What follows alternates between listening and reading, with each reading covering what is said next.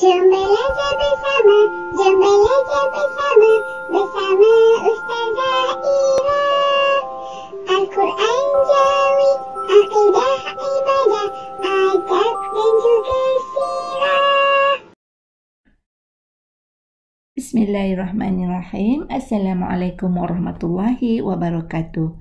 Alhamdulillahirrabbilalamin. Wassalatu wassalamu ala asyrafil anbiya'i wal mursalin wa ala alihi wa sahbihi ajma'in.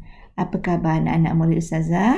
Ya, Ustazah harap anak-anak Ustazah pendidikan khas tahun 4 ya, sihat. Di waktu PKP ni duduk rumah ya, jaga kesihatan, jangan keluar kalau boleh. Baik.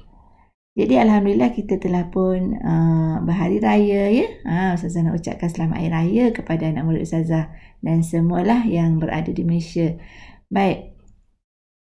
InsyaAllah hari ini kita berjumpa dengan Ustazah Ira dalam Alam Maya. Kita akan belajar tajuk bersuci daripada hadas besar ya. Jadi sebelum kita mulakan pembelajaran, Ustazah rasa kita baca doa terlebih dahulu ya. Bismillahirrahmanirrahim. Ikut bacaan doa Ustazah. Allahumma ftah alaina hikmataka wanshur alaina min khazaini rahmatika ya arhamar rahimin. Rabbi shrah li sadri wa yassir li amri wahlul 'uqdatam min lisani yafqahu qawli. Amin. Baik. Anak-anak semua harap bersedia ya. Carilah, bukalah buku teks muka surat 63. Ya, kalau ada ibu bapa yang berdekatan tu bimbing anak ya. Tengok buka buku teks muka surat 63. Baik. Hari ini kita nak belajar bersuci daripada hadas besar. Ya, sebelum ni Ustazah pernah ajar bersuci daripada hadas kecil. Ingat lagi tak? Kalau kita berhadas kecil, kita kalau nak suci kena ambil wuduk, baru kita boleh sembahyang, baru kita boleh pegang Al-Quran, kan? Tetapi hari ni Ustazah nak ajar hadas besar. Okay? Baik, cuba tengoklah gambar ni. Ini gambar seorang ibu melahirkan anak ya. Ada 2 jururawat di sini. Okay. Apa yang anak-anak murid Ustazah faham tentang gambar ni? Ya? Ada tak ibunya yang baru saja melahirkan baby? Ada tak? Okey, kalau ada alhamdulillah ya. Baik. Seorang ibu yang baru saja melahirkan anak, ini keadaannya kalau balik di rumah ibu tu akan terbaring kan? Dia akan berpantang. Kita akan tengok ibu tidak solat. Kalau bulan puasa ibu pun tak puasa ya, sebab ibu sedang menyusukan anak. Ibu sedang berpantang, maknanya tidak sihat lah ya. Ini bermakna ibu dalam keadaan berhadas besar. Baik, nanti saya akan ceritakan ya. Okey. Kita tengok slide yang seterusnya ya. Ini ada perbualan ya di antara 2 orang murid bertanyakan ustaznya ya. Ustaz, seorang murid bertanya ya, Ustaz, adakah buang air besar dan hadas besar itu perkara yang sama? Sebab kita dengar besar je, kita ingat benda yang sama. Okey. Ustaz jawab apa? Tidak sama, Ahmad. Baik, kita tanya lagi. Ahmad tanya ya, saya tidak tahu perkara yang berkaitan dengan hadas besar. Boleh Ustaz terangkan? Okey. Ustaz jawab apa? Boleh. Hadas besar ialah perkara yang menghalang daripada sahnya solat, puasa, tawaf, membaca dan menyentuh mashaf Al-Quran serta beriktikaf di dalam masjid. Okey. Jadi yang seorang lagi ni tanya pula, apakah yang menyebabkan terjadinya hadas besar itu Ustaz? Ustaz jawab apa? Sebab terjadinya hadas besar ialah persetubuhan, keluar air mani, haid, nifas, wiladah dan mati syahid selain mati syahid. Ya? Baik, Ustazah baca sekali lagi ya. Sebab terjadinya hadas besar ialah persetubuhan, keluar air mani, haid, nifas, wiladah dan mati selain mati syahid. Okey. Bagaimana hendak menghilangkan hadas besar? Caranya mandi wajib atau bertayamum. Oh, baru kami faham. Terima kasih Ustaz. Sama-sama. Ya. Jadi 2 murid ini bertanyakan tentang hadas besar. Apa yang dimaksudkan hadas besar? Okey, hadas besar ni ialah perkara yang menghalang daripada sahnya solat, puasa, tawaf, membaca dan menyentuh Al-Quran serta beriktikaf di dalam masjid. Ini maksudnya kalau kita berada dalam keadaan hadas besar, kita tidak dibenarkan solat. Macam ibu tadilah, yang dalam keadaan pantang, dia tidak boleh solat, dia tidak boleh puasa, tidak boleh tawaf. Tawaf ni apa? Tawaf ni yang mengerjakan haji, umrah itulah dekat Mekah, yang mengerjakan ibadat tawaf ni mengelilingi Kaabah. Okey. Membaca Al-Quran tak boleh, sentuh Al-Quran pun tak boleh, beriktikaf, duduk dalam masjid pun tak boleh orang yang berhadas besar ni. Jadi macam mana keadaan orang berhadas besar ni? Apa sebab dia? Iaitu apabila ia melakukan persetubuhan. Persetubuhan ni adalah hubungan di antara suami dan isteri. Yang kedua, keluar air mani. Kalau seorang lelaki yang telah pun mencapai tahap dewasa, umur dewasa, akan berlaku keluar air mani. Maka ketika itu dia tidak boleh solat atau perkara yang Ustazah terangkan tadi. Ataupun seorang wanita yang kedatangan haid. Kawan wanita kalau dah ada tanda-tanda dah dewasa akan keluar haid. Masa tu pun dia tidak boleh solat, puasa dan lain-lain tadilah. Seterusnya nifas. Nifas ni dalam keadaan ibu yang melahirkan anak tadi, yang berpantang tadilah. Jadi ketika berpantang, ibu ni keluar darah, dinamakan darah nifas. Jadi ketika itu ibu dalam keadaan kotor dan ia dinamakan hadas besar dan tidak boleh puasa, solat, tawaf, baca Quran, sentuh Quran. Dan seterusnya wiladah. Wiladah ni darah yang keluar semasa ibu melahirkan anak. Ketika itu pun ibu tak boleh solat. Dan seterusnya mati, iaitu selain daripada mati, syahid.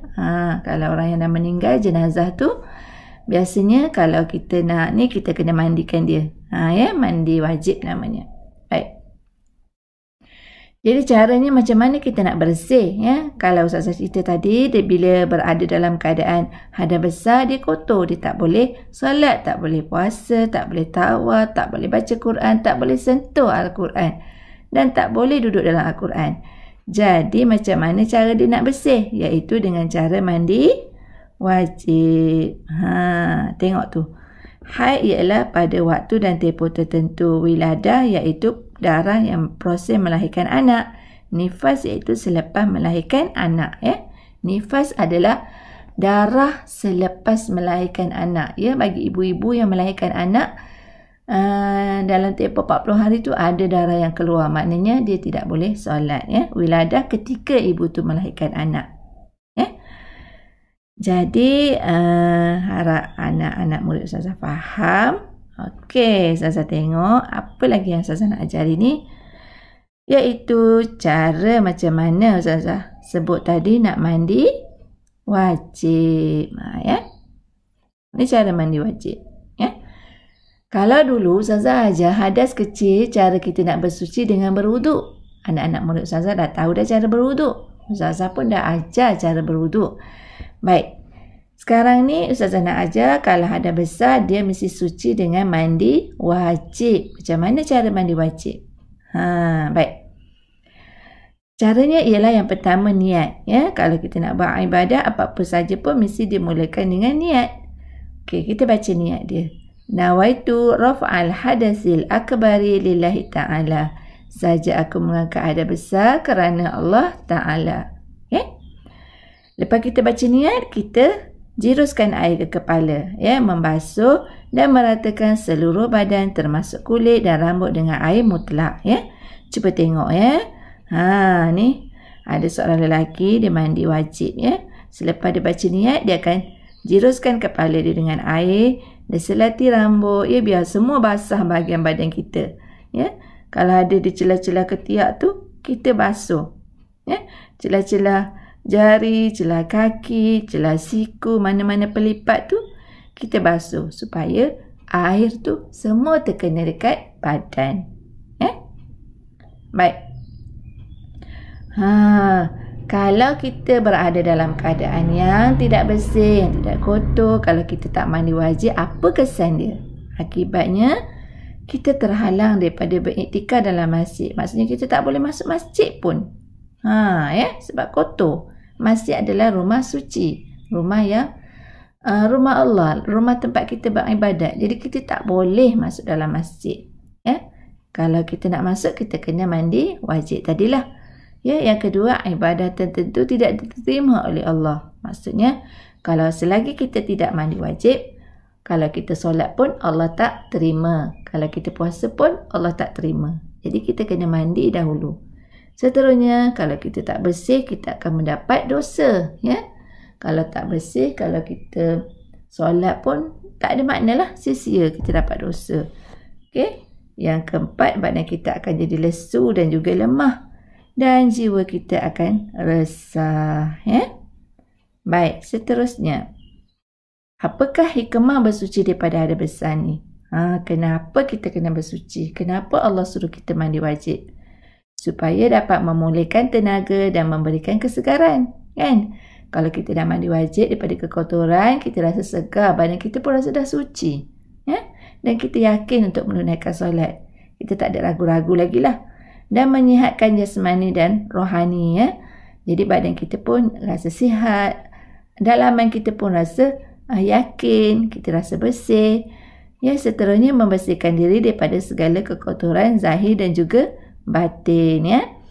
Jadi luaran dan juga dalaman kita akan rasa bersih. Kita rasa nak dekat dengan Allah.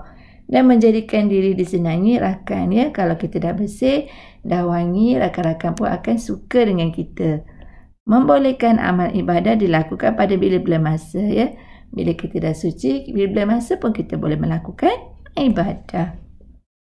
Dan mengembalikan kecerdasan minda. Kalau kita dah suci pun, kita akan rasa cerdas, cergas, nak berfikiran pun rasa macam tenang, Dan mendapat kasih sayang Allah. Apabila kita melakukan ibadah, Allah pun suka.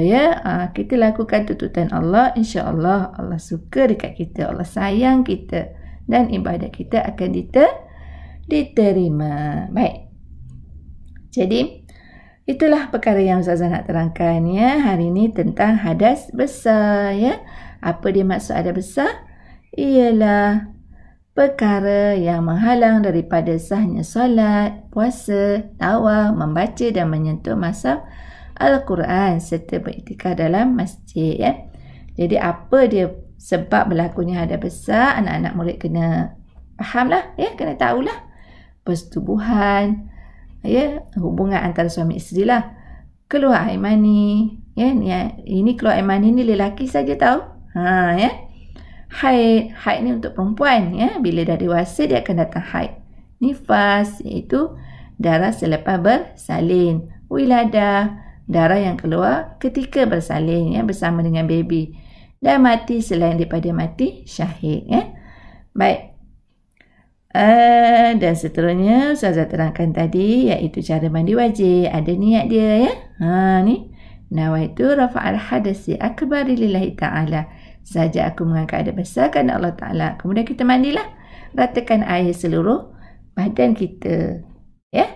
Ini akibat kalau kita tak bersuci dan juga hikmah. Baik, sebagai tugasan, Ustazah nak anak murid Ustazah salin apa dia maksud hadas besar. Nanti Ustazah akan bagi ni apa maksud dia hadas besar dan apakah sebab terjadinya hadas besar. Salin Baik.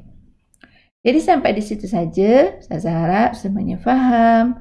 Dan insya-Allah kamu tahu macam mana nak mandi wajib. Jadi sekian daripada Ustazah. Assalamualaikum warahmatullahi wabarakatuh. Kita jumpa lagi di minggu hadapan.